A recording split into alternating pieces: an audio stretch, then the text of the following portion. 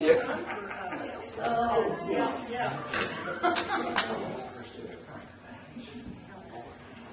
I think the 7 o'clock hour has now come.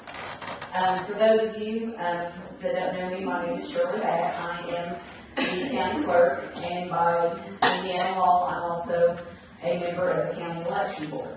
The other two members are over here, Marshall Day and Louise Stebbin.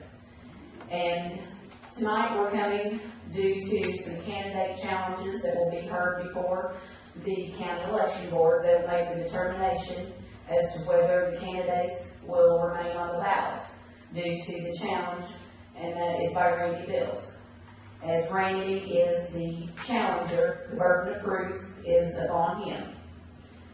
We will begin if the candidates are here. We need to actually swear you in as a formal hearing.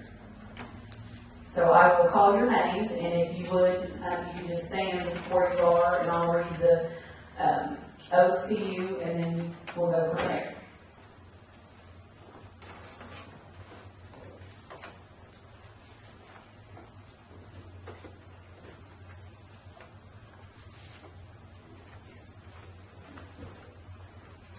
Gail Baker, Mandy Buford, Terrence Ty Buford, Greg Brewer, and Christopher Pendergrass.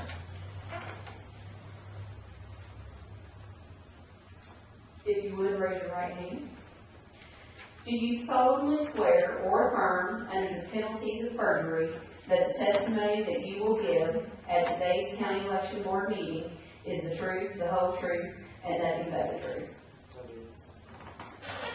And I also need to include the challenger in that as well. You guys can be seated. Do you swear or affirm under the penalties of perjury that the testimony that you will give at today's county election board meeting is the truth, the whole truth, and nothing but the truth? I do.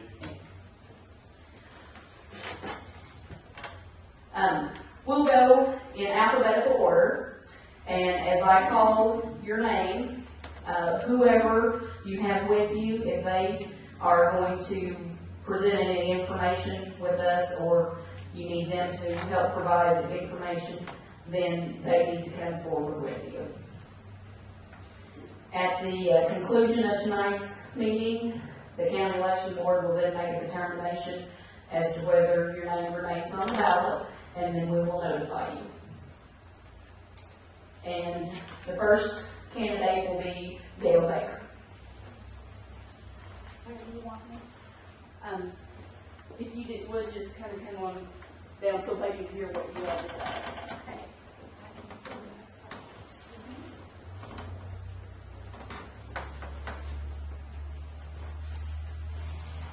And I don't know if that might. You'll probably hear me. Okay. Okay. Since Randy is the challenger, if you want to present why you have challenged Mrs. Baker. Okay. Well, the reason that we brought these challenges to the different ones here tonight is because of the Republican bylaws, first of all, and Indiana law. Okay. Each one of you should have received from the clerk notice of the challenge, and by that it's cited on here the different challenge IC codes and rules for the party. When you refer to the rules, in your case, Gail, you were running for county council at large, and according to the records, we did not have a voting record for you that was showing that you had ever voted as a Republican, a Democrat, or any other affiliation. That's great.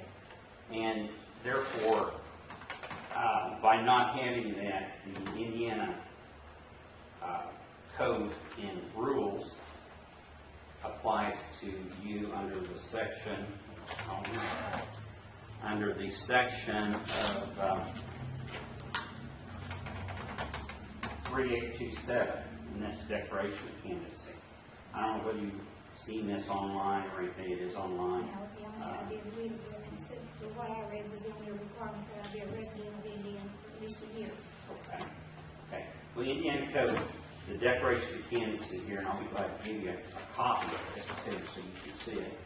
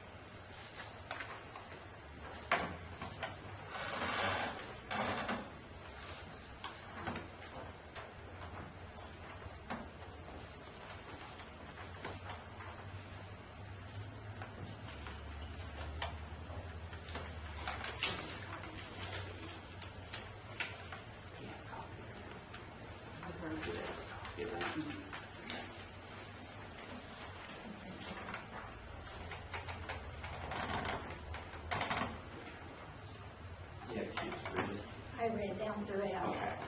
I'll send it to you.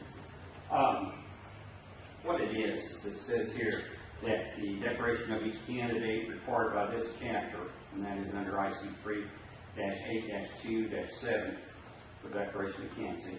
In this chapter, signed before a person of authority to administrate holds and contents of the following information: the candidate's name printed or typewritten, written as A. The candidate wants the candidate's name to appear on the ballot. The candidate's name is permitted to appear on the ballot under IC 3-5-7. Number 2, a statement that the candidate is a registered voter and the location of the candidate's precinct, township, or ward, city, or town in the county and the state. Number 3, the candidate's complete address for the residency, and if the candidate's mailing address is different from the residency address, the mailing address. Number 4, a statement of the candidate's party affiliation. For the purpose of this subdivision, a candidate is considered to be affiliated with a political party only in any of the following applies. A, the most recent primary election in which the candidate voted was a primary election held by the party with which the candidate claims affiliation. B, the candidate has never voted in a primary election and claims a party affiliation.